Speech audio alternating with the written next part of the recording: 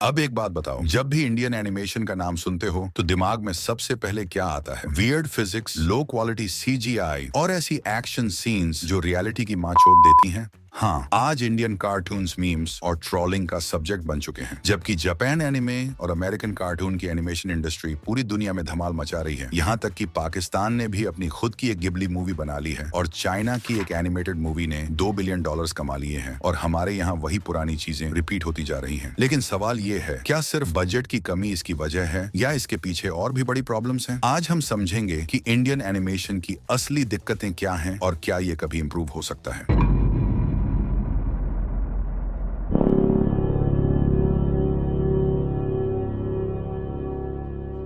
Indian animation की शुरुआत आज से 110 साल पहले हुई थी। 1915 में जब हमारे दादा साहेब फाल्के ने एनिमेशन पर एक्सपेरिमेंट कर दिया था। उन्होंने स्टॉप मोशन एनिमेशन से माचिस की तीलियों को ऐसे मूव कराया जैसे वो छोटे छोटे सैनिक हों। लेकिन ये प्रोजेक्ट कभी रिलीज नहीं हुआ। फिर 1934 में आया इंडिया का पहला official animated short film the P brothers, जिसमें छोटे छोटे मटर के दाने कैरेक्टर्स में बदल जाते हैं। फिर 1956 में गवर्नमेंट ने FDI नाम का एक एनिमेशन स्टूडियो बनाया जिसका काम एजुकेशनल और गवर्नमेंट फिल्मों को एनिमेट करना था। फिर अगले 20 सालों में सिर्फ 2 इंफॉर्मेटिव शॉर्ट फिल्म्स बनाए गए, जैसे कि द पानियन डियर और एक अनेक और एकता।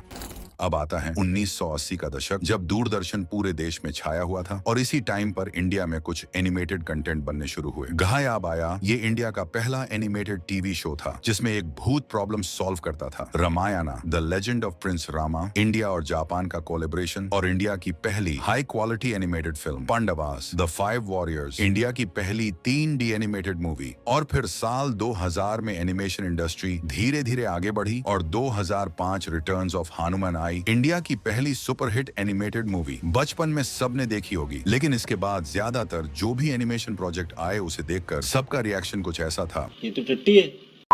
तो देखो, हमारे यहाँ ज्यादातर कार्टून सिर्फ बच्चों के लिए बनाए जाते हैं, पहले भी और आज भी। यानी 4 से 10 साल के बच्चों को ध्यान में रखकर कंटेंट बनाया जाता है। यही वजह है कि इन पर ज्यादा खर्चा नहीं किया जाता। दूसरी तरफ बाकी देशों में एनिमेटेड कंटेंट सिर्फ बच्चों तक लिमिटेड नहीं है। अमेरिका, जापान और दूसरे देशों में एनिमेशन हर एज ग्रुप के लिए बनाया जाता है, टीनेजर्स और एडल्ट्स के लिए भी। इसी वजह से वहाँ की इंडस्ट्रीज अपने प्रोजेक्ट्स पर लाखों करोड़ों खर्च कर सकती है, क्योंकि उनकी ऑडियंस बड़ी होती है और रिटर्न्स भी ज्यादा मिलता है। अब यही चीज हमारे यहाँ पॉसिबल क्यों नहीं है? जब शोज सिर्फ छोटे बच्चों के लिए होंगे तो स्टूडियोज उन पर ज्यादा पैसा क्यों लगाएंगे? हमारे यहाँ ज्यादातर एनिमेटेड शोज या तो मिथोलॉजिकल होते हैं या स्लैपस्टिक कॉमेडी, क्योंकि पेरेंट्स भी बच्चों को यही दिखाना चाहते हैं। और बड़े बजट के बिना हाई क्वालिटी एनिमेशन बनाना मुश्किल होता है, और जब ऑडियंस लिमिटेड हो तो स्टूडियोज को बड़ा रिस्क लेने का फायदा नहीं दिखता। लेकिन ऐसा भी नहीं है कि हमारे यहाँ हाई क्वालिटी एनिमेटेड कंटेंट कभी बना ही नहीं। कई शानदार शो और फिल्में बनी हैं, लेकिन उन्हें वो रिकॉग्निशन नहीं मिली जिसके ये हकदार थे। जैसे कि अर्जुन द वॉरियर प्रिंस, इसे UTV और वॉल्ट डिज्नी इंडिया ने प्रोड्यूस किया था। ये एक डार्क और मैच्योर स्टोरी टेलिंग वाली फिल्म थी जिसमें जबरदस्त फाइट सीक्वेंसेस और बेहतरीन कैरेक्टर डेवलपमेंट था। फिर आती है दिल्ली सफारी, ये एक 3D एनिमेटेड एडवेंचर मूवी थी जिसमें एक दमदार एनवायरमेंटल मैसेज था। और फिर रोड साइड रोमियो, ये याश राज फिल्म्स और वॉल्ट डिज्नी का पहला कोलैबोरेशन था। इसमें स्मूथ 3D एनिमेशन, कैची गाने और स्टाइलिश कैरेक्टर डिजाइन था। और अगर मैं ऐसी फिल्मों की लिस्ट बताने लग गया तो ये वीडियो 2-3 घंटे लंबा हो जाएगा, इसलिए इनके बारे में किसी और वीडियो में बात करेंगे। लेकिन क्या तुम्हें पता है, इन सभी में एक बात कॉमन थी,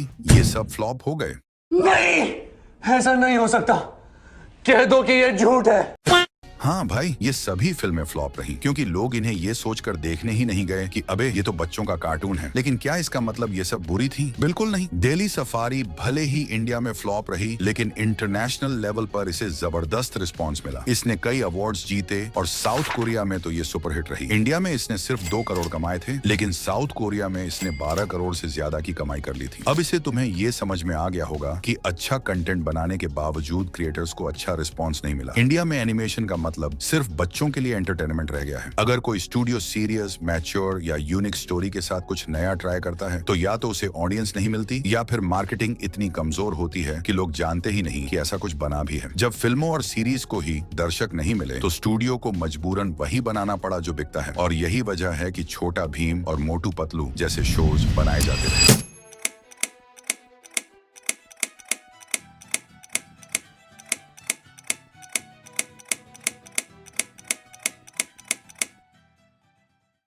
फिर आया साल 2019 और हमारे इंडियन एनिमे ट्यूबर्स की बदौलत weathering with you anime film अपने देश में रिलीज हुई। लिमिटेड स्क्रीन मिलने के बावजूद ये मूवी काफी हिट रही और इसने ये साबित कर दिया कि इंडिया में भी एनिमेशन को एक सीरियस आर्ट फॉर्म की तरह देखा जा सकता है। इसके बाद अगले कुछ सालों में एक बड़ा बूम देखने मिला। एनिमेटेड कंटेंट देखने वाले लोगों की गिनती तेजी से बढ़ी। डीमन स्लेयर, जुजुत्सु काइसेन, सुजुमे और स्पाइडरमैन इनटू द स्पाइडरवर्स जैसी मूवीज अपने देश में जबरदस्त हिट रही और ओटीटी प्लेटफॉर्म्स ने भी एनिमे को सपोर्ट देना शुरू कर दिया, जिससे एनिमेटेड कंटेंट अब इंडिया में भी मेनस्ट्रीम का हिस्सा बन गया है। जिस वजह से आज के टाइम पर हर कोई चाहता है कि इंडियन एनिमेशन भी आगे बढ़े और सच कहूं तो इसकी शुरुआत हो चुकी है। 2021 में रिलीज हुई द लेजेंड ऑफ हनुमान इसका सबसे बड़ा प्रूफ है। High quality anime style animation, detailed character design और माइथोलॉजी को एकदम यूनिक तरीके से पेश करने की वजह से ये इंडिया की बेस्ट एनिमेटेड माइथोलॉजिकल सीरीज में से एक मानी जाती है।